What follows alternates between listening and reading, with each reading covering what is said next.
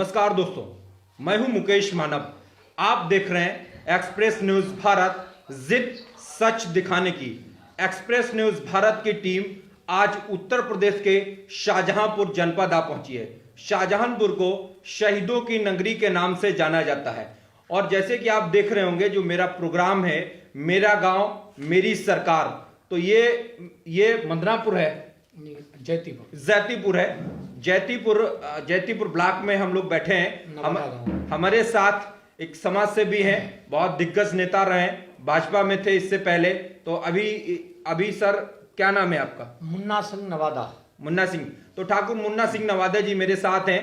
तो अभी ये एक ऐसा क्षेत्र है यहाँ पर जो मुझे सूचना मिली है कि पूरे डिस्ट्रिक्ट में एक ही परिवार के 3 लोगों को जिला पंचायत में जीत हासिल हुई है। काफी अच्छे वोटों से जीत हासिल हुई है। उसी पे बातचीत करने के लिए मेरे साथ ठाकुर मुन्ना सिंह नवादा मौजूद हैं। सर, राजनीति में कब से हैं आप?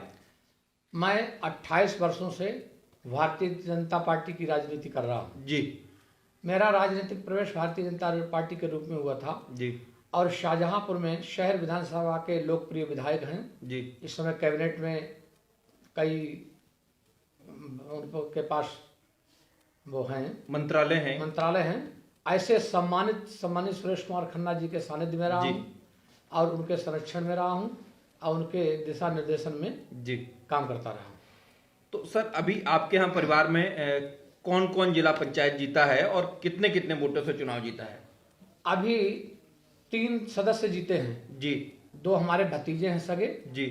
एक अभिषेक प्रताप सिंह राहुल जी, जो 2013 में भी चुनाव जीते थे जब समाजवादी पार्टी की सरकार थी, और एक हमारा बेटा इस बार जीता है जी, जो 6109 मतों से जीता है। और अभिषेक प्रताप सिंह राहुल जो हैं वो 400 वोटों से इस बार इसलिए जीत पाए थे क्योंकि उन्हें सपा के और भाजपा के ही हमारे यहाँ के परम विधायक जो थे जी, वो उन्होंने बहुत जमकर के गश्त की थी, लोगों के दरवाजे गए। इस तरीके से घेरा गया कि किसी कंडीशन में अभिषेक प्रताप सिंह राहुल चुनाव हारे और मुन्ना सिंह नवादा की छवि खराब हो जी। दरअसल ऐसा हुआ था, अभी चुनाव से पहले जी, जब मैं टिकट मांग रहा था जी, तो 2 टिकट पार्टी मुझे देने को तैयार थी। एक तो सिटिंग था अभिषेक प्रताप सिंह, दूसरा और टिकट देने को तैयार थी। तो मैंने पार्टी के लोगों से कहा कि मुझे 3 टिकट दे दो। 3 पर बात नहीं बन पाई। हालांकि यहाँ का विधायक वीर विक्रम सिंह प्रिंस हमारे खिलाफ में था, पहले भी रहता था, आज भी है, और उनके पिताजी भी हमेशा रहे हैं क्योंकि हम 28 साल से भाजपा की राजनीति करते हैं। ये ऐसा बूथ है, नवादा अली अकबरपुर कहते हैं इसको। ये 28 वर्षों से असेंबली और पार्लियामेंट में लगातार जीतता रहा है। कभी भी इस बूथ से सपा की सरकार रही है, बसपा की सरकार रही है, लेकिन ये बूथ भाजपाई हमेशा था, रहा है और संभवतः रहेगा। तो हमारे 3 जिला, हमने पार्टी से अलग तो नहीं हुआ था लेकिन चुनाव लड़ना शुरू कर दिया था। पार्टी के संगठन ने मुझे पार्टी से निष्कासित भी कर दिया और लोगों ने बहुत प्रयास किया कि ये निर्दलीय किसी कीमत पर सीटें ना निकलें, लेकिन आपके आशीर्वाद से कटरा विधानसभा के ही जी, अंडर में 3 क्षेत्र आते हैं। पहले मेरा बेटा आदित्य प्रताप सिंह और अरुण प्रताप सिंह भतीजा, वो जैतीपुर प्रथम से तैयारी कर रहे थे जी। बाद में उन्होंने जैतीपुर तिलहर द्वितीय से तैयारी कर रहे थे, वो भी कटरा विधानसभा के अंदर आती है। तो एक एससी और एक ओबीसी सीट हो जाने की वजह से हम लोगों ने दूसरी जगह चयन किया था, कटरा विधानसभा में था। तो वहां लोगों का अपार स्नेह मिला है, आशीर्वाद मिला है, और लोगों के काम पे की बदौलत मुझे कोई रात्रि के 2 बजे फोन करता है तो 2 बजे उसका फोन उठाते हैं, फोन उठाकर उसकी समस्या का समाधान करते हैं और बैक कॉल करके बताते हैं तुम्हारी समस्या का समाधान हो गया है जी। हमेशा ही लोगों को राजनीति में 4 बिंदु विशेष रूप से होते हैं, उन बिंदुओं पर मैंने काम किया है जी। और एक सवाल मेरा आपसे ये है कि अब जैसे आप जिला पंचायत का चुनाव जीते हैं, तो सर कौन कौन से मुद्दे होंगे जिन पे आप काम करना चाहते हैं? देखिए, राजनीति में 4 ही मुद्दे हैं जी। नंबर 1 स्वास्थ्य है, नंबर 2 शिक्षा, नंबर 3 सुरक्षा जी, और नंबर 4 बुनियादी सुविधाएं जी। सुरक्षा के संबंध में मैं समझता हूं कि मेरा पूरा समय सुरक्षा के संबंध में रहता है। जब कोई ऐसा व्यक्ति जिसने कोई अपराध नहीं किया होता है, उसे कोई प्रशासनिक अधिकारी या पुलिस कोई परेशान करती है, तो हम पूरे बल के साथ, दल के साथ, पूरे प्रभाव से कहते हैं उसको मैं किसी दोषी व्यक्ति को ना बचा पाऊं ये अलग की बात है, लेकिन मैं किसी भी कंडीशन में किसी निर्दोष व्यक्ति को जेल जाने नहीं देना चाहता, ना देने देता हूं। उसके लिए हमारे साथ आवाम है। पहली बात तो प्रशासनिक अधिकारी ऐसे ही बात मानते हैं, और सम्मानीय सुरेश कुमार खन्ना जो उत्तर प्रदेश के बड़े ही महत्वपूर्ण कैबिनेट मंत्री हैं और वह प्रदेश में सबसे अनुभवी वो एमएलए भी हैं, उनके संरक्षण में रहा हूँ, सानिध्य में रहा हूँ। जो कुछ भी सीखा उन्हीं से सीखा है। उनकी ऐसी कार्यशैली है कि वो एक ही विधानसभा से और एक ही पार्टी से वो 8वीं बार एमएलए बने, कभी नहीं हारे हैं। उनके कर्तव्यों को देखते हुए, उनके कार्यों को देखते हुए और उनकी जनता के प्रति लोकप्रियता को देखते हुए उनसे सीखते चले आए हैं कि राजनीति किन किन बिंदुओं पर की जानी चाहिए, लोगों को किस तरीके से न्याय दिलाना चाहिए, नेता की जिम्मेदारी क्या होती है। हमेशा हमारा यही उद्देश्य रहा कि हर व्यक्ति किसी न किसी तरीके से जैसे कि अभी आपने जिक्र किया सुरेश कुमार खन्ना कहा, वो उच्च शिक्षा, चिकित्सा और वित्त का जो मंत्रालय उनके पास, उनको जो जिम्मा दिया उत्तर प्रदेश सरकार ने योगी नाथ सरकार के पास, क्योंकि योगी जी के वो बहुत करीबी व्यक्ति माने जाते हैं। उनसे टच आपका है। माननीय सुरेश कुमार खन्ना जी का काफी बड़ा कद है भाजपा भारतीय जनता पार्टी में, क्योंकि वो 40 वर्षों से कंटिन्यू एमएलए रहे, मंत्री रहे। तो अभी एक बहुत बड़ा सवाल उठ रहा है, जैसे कि आप देख रहे होंगे सर, इस वक्त जो कोरोना चल रहा है, कोरोना काल में बहुत सारी समस्याएं मैं देख रहा हूँ। शाहजहांपुर के बहुत सारे वीडियोस मेरे सामने आ रहे हैं कि लोगों को बेड नहीं मिल पा रहा है, लोगों को ऑक्सीजन नहीं मिल पा रही। तो ये कहीं न कहीं आपको लग रहा है कि ये सुरेश कुमार खन्ना जी की पर्सनल कमी है, ये सरकार की कोई कमियां है? देखो, ना इसमें सरकार की कमी है और ना ही सुरेश खन्ना की कमी है। विपक्ष के लोग अकारण आरोप लगा देते हैं कि वहां वैक्सीन नहीं है या ऑक्सीजन नहीं है। शाहजहांपुर में मेडिकल कॉलेज का, राजकीय मेडिकल कॉलेज खुलवाना सम्मानित सुरेश खन्ना की देन भी है, और मैं समझता हूं उनकी ऐसी सोच है कि उत्तर प्रदेश में 17वें स्थान पर उन्होंने शाहजहांपुर शहीदों की नगरी को ला करके ये साबित कर दिया है कि शाहजहांपुर का वो अनुभवी विधायक, वो अनुभवी मंत्री, जिनकी बदौलत आज शाहजहांपुर में जब आप प्रवेश करेंगे तो आप महसूस नहीं करेंगे हम शाहजहांपुर, उत्तर प्रदेश के शाहजहांपुर में हैं। 17वें स्थान पर है और वो महानगर उन्हीं की बदौलत बना है। और रिंग रोडों से लेकर के सारी ऐसी व्यवस्था जो चल रही है वर्तमान स्थिति में, कुछ ही समय में आप जब शाहजहांपुर में घुसेंगे तो आपको लगेगा कि आप जापान या लंदन की सैर कर रहे होंगे। और रहा स्वास्थ्य का सवाल, तो सारी सुविधाएं, सारी व्यवस्थाएं हैं। विपक्षी लोगों को कोई मुद्दा नहीं है तो वो कह देते हैं कि स्वास्थ्य शिक्षा नहीं। एक भी व्यक्ति बताए कहाँ ऑक्सीजन की व्यवस्था नहीं है, कहाँ बेड नहीं है, कहाँ लोगों की सुविधा। मैं समझता हूँ कि उत्तर प्रदेश में 17वें ही स्थान पर रहा होगा सारी सुविधाओं में। यहाँ कोई परेशान नहीं है, सारी सुविधाओं की व्यवस्था सुरेश खन्ना के माध्यम से ही की गई है। सर, लेकिन मैं जो देख रहा हूं, आप इस बार जो अभी परिणाम आए हैं जिला पंचायत के या प्रधानी के, तो उसमें ये कहीं न कहीं मुझे लगता है कि भाजपा को कोरोना काल जो चल रहा था उसमें मैंने देखा बहुत सारे लोगों को ऑक्सीजन नहीं मिल पा रहा, बेड नहीं, बहुत सारी जगह। शाहजहांपुर की अगर मैं बात करूं तो शाहजहांपुर में भी ऐसा था और कई सारी खबरें भी हमारे पास आई थी। तो उसमें ये क्या खामियाजा भाजपा सरकार को भुगतना पड़ा इसका? देखिए, अभी जो पंचायत चुनाव हुए हैं उनमें भाजपा के, हमारे परिवार के ही भाजपा के एक कैंडिडेट के बजाय 8-8 लोग लड़ने लग गए। तो हल्का मतभेद जरूर रहा है, लेकिन भारतीय जनता पार्टी एक ऐसी पार्टी है जो राष्ट्र की सोच रखने वाली पार्टी है। विकास के मामले में अगर मुद्दे गिनाऊं तो मुझे पूरा दिन लग जाएगा। एक भी बिंदु पर, चाहे ग्रामीण क्षेत्र हो चाहे शहरी क्षेत्र हो, एक भी बिंदु पर नरेंद्र मोदी ने, योगी आदित्य ने हर काम को इस तरीके से किया है। न जातीयता की उसमें राजनीति रही है, न छोटे बड़े का भेद रहा है, न पार्टी का भी भेद नहीं रहा है। विकास के मामले में उन्होंने सपा बसपा भाजपा के तरफ नहीं देखा। आवाम का वो व्यक्ति जो अंतिम छोर पर खड़ा हुआ था उसको आगे बढ़ाने का कार्य किया है। ये पंचायत का चुनाव है और पंचायत के चुनाव में अपने ही लोग कुछ मतभेद हो गए थे, राजनीतिक मतभेद, वो दूर नहीं हुए हैं। मुझे तो निष्कासित कर दिया गया, लेकिन मुझे भारतीय जनता पार्टी फिर घर बुलाएगी और बुला रही है। और मुझे लगता है कि मैं भारतीय जनता पार्टी में मेरा राजनीतिक प्रवेश हुआ है और मेरा पार्थिव शरीर भी भारतीय जनता पार्टी के झंडे में लिपट के होगा। ये कहना न्याय संगत नहीं है कि पार्टी को असर पड़े। 2022 में भारतीय जनता पार्टी प्रचंड बहुमत से आएगी और निश्चित आएगी। और अभी तक उत्तर प्रदेश के अंदर नहीं, पूरे देश के अंदर जहां जहां भी चुनाव हुए हैं वहां की कंडीशन लोगों ने अलग तरीके से फैला दी है। जब 2022 के चुनाव आप उत्तर प्रदेश में देखेंगे तो आपको प्रत्यक्ष के लिए प्रमाण की आवश्यकता नहीं पड़ेगी। एक बहुत अच्छी याद दिलाती मुझे आपने, जैसे कि चुनाव की भी बात करें सर, जो पश्चिम बंगाल के जो नतीजे आए वो तो बेहद चौंकाने वाले हैं। आप लोग कह रहे थे कि मेरी सरकार बन रही, वहां मोदी जी लगे थे, अमित शाह भी लगे थे, पूरा भाजपा का जितना भी कुनबा था वो पूरी तरीके से ममता जी को हराने में लगा हुआ था, लेकिन फिर भी नहीं आप हरा पाए। देखिए पश्चिम बंगाल में नतीजे क्यों अलग रहे हैं जी। पश्चिम बंगाल में सारी पार्टियां एक स्टेशन पर आ गई थी जी। दूसरी बात ये थी कि कोरोना काल में जब कोई ऐसा संकट आता है जो आवाम के लिए, सभी जाति वर्ग के लिए होता है, तो उसमें मिसगाइड करने वाले लोग ज्यादा आ जाते हैं। तो इन लोगों ने उनको उनकी विचारधारा को मोड़ दिया था। भारतीय जनता पार्टी की भावना को लोग नहीं समझ पाए थे।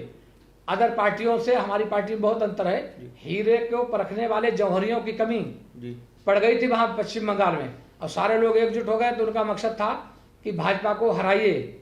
इस परिस्थिति में आया, लेकिन पिछले से हमारा रिकॉर्ड वोट बैंक उठा के देख लीजिए, आज भी इस बात का गवाह है कि पहले से स्थिति हमारी वहां भी बेहतर रही जहां हम कतई नहीं थे। बिल्कुल। और आने वाले समय में जितना हमें जन समर्थन मिला है वो समर्थन प्रचंड बहुमत का रूप धारण कर लेगा। अगली बार इनका सुपड़ा साफ कर दिया जाएगा। एक और बहुत बड़ा सवाल सर, व्यवसाय क्या है आपका, क्या बिजनेस करते हैं आप? देखिए मैं कृषि भी मूल तो हमारा पैसा कृषि है। कृषि है। कृषि से जुड़ा हुआ एक सवाल मेरा आपसे, आप देख रहे होंगे अभी जो देश में किसान आंदोलन चल रहा है, वो जानते हैं आप, परिचित भी होंगे से, तो क्या लग रहा है सर, जो लोग सड़कों पे बैठे हुए हैं, किसान बहुत सारे शहीद हो गए, बहुत सारे किसानों की मृत्यु हो गई, जो काले कानून बनाए हैं, लोगों का कहना यह है कि जो तीनों कृषि कानून काले बने हैं उनको भाजपा सरकार वापस क्यों नहीं लेने चाहती? क्या आप उस पर क्या राय देना चाहते हैं? देखिए देश का प्रधानमंत्री नरेंद्र मोदी का सपना जब वो अपने यहाँ मुख्यमंत्री थे गुजरात में, उस समय से रहा है कि देश किस तरीके से आगे बढ़े। विकास की सोच रखने वाले व्यक्ति को अगर पार्टियां, विरोधी पक्ष के लोग इसलिए घेरना काला कानून कहते हैं कि उन्होंने उसे पढ़ा नहीं है, उन्हें अनुभव नहीं है। एक भी जगह पर कहीं पर किसान का अहित हो रहा ऐसा नहीं है। उन्होंने कहा मंडियों से किसान को बेचने को रोक दिया। मैं खुद काश्तकार का बेटा हूं, मेरे पास 1500 बीघे जमीन है। मैं जानता हूं, पहले मैं गेहूं अपना और धान जब बेचना चाहता था तो जिलाबंदी लग जाती थी, हम अपना माल जिले से बाहर नहीं ले जा सकते। जिस भी किसी कृषि उपज का 4 जगह अगर खरीदार होंगे तो वाजिब है कि उसका मूल्य ऑटोमेटिक किसान को ज्यादा मिल जाएगा। ये विपक्ष के लोग ये कह करके मिसगाइड कर रहे हैं। 1 साल बीतने दीजिएगा, हर किसान के दरवाजे से आवाज आएगी, पूरे देश के अंदर आवाज आएगी। ये तीनों कानून बनाए गए हैं, वो किसान के सिर्फ पक्ष में है, एक भी विपक्ष में नहीं है। सर अगर किसानों के हित के ये कानून है तो किसानों को वापस घर चला जाना चाहिए, फिर ये आंदोलन खत्म क्यों नहीं हो रहा है? देखिए यदि देश में सिर्फ भाजपा होती, अदर पार्टी नहीं होती, तो एक भी व्यक्ति धरने पर बैठने वाला एक भी किसान नहीं होता। लेकिन विपक्ष के लोग जो राजनीति से हमारे किसान भाई जुड़े हैं, उनकी सोच है कि हम वहां बैठे। वो तो विपक्ष के वैसे भी थे, आज भी थे। मैं समझता हूं वहां राकेश टिकैत जी के बारे में, राकेश टिकैत जी का लिंक भाजपा से कभी नहीं रहा, उन्होंने वोट भी नहीं किया, सपोर्ट भी नहीं किया। तो किसानों को अलग से पैसा दे करके, उनका खाना दाना दे करके बैठाया जा रहा है। सर अगर राकेश टिकैत जी की मैं बात करूं, राकेश टिकैत जी का आपने नाम लिया है, सर यही 2013 में राकेश टिकैत जी जब भाजपा के साथ आंदोलन कर रहे थे, जब केंद्र में कांग्रेस की सरकार थी, तब राजनाथ सिंह की रैली में दिख रहे थे। तो अब आप बता रहे हैं कि भाजपा के लोग नहीं, भाजपा से इनका कोई लेना देना नहीं रहा, फिर ऐसा क्यों है? देखिए जहर का काम मारना है जी। जो किसान उस समय भाजपा में नहीं थे, भाजपा में उन्होंने सपोर्ट ली थी जी, समाजवादी पार्टी की सरकार में भाजपा की सपोर्ट ली थी जी। दूसरे मेरा ये कहना है कि किसान संगठन का जी एक उद्देश्य, उनका लक्ष्य है कि उन्हें आंदोलन करना है। यदि किसान आंदोलन भी बंद कर दें तो किसानों का संगठन ही समाप्त हो जाएगा जी। उनका मकसद ये नहीं है कि तीनों कानून काले हैं या किसान के पक्ष में हैं। उन्हें कुछ न कुछ कहकर, आज हम भाजपा के लोग सरकार में हैं, कल सपा के लोग थे, अगर कल कांग्रेस में थे तब भी उनकी कार्यशैली है। ये तो आदत होती है व्यक्ति की, मतलब फायर से आदमी की मौत होती है, तो वो चाहे सपा सरकार में चलाया जाए चाहे बसपा सरकार में चलाया जाए, उसका अंतिम स्टेप मौत है। वैसी पोजीशन है किसान आंदोलन की, वैसी राकेश टिकैत जी की है। उन्हें सरकार का विरोध करना है। सर एक और आखिरी सवाल मेरा आपसे ये है जी कि इससे पहले आपने कोई चुनाव लड़े?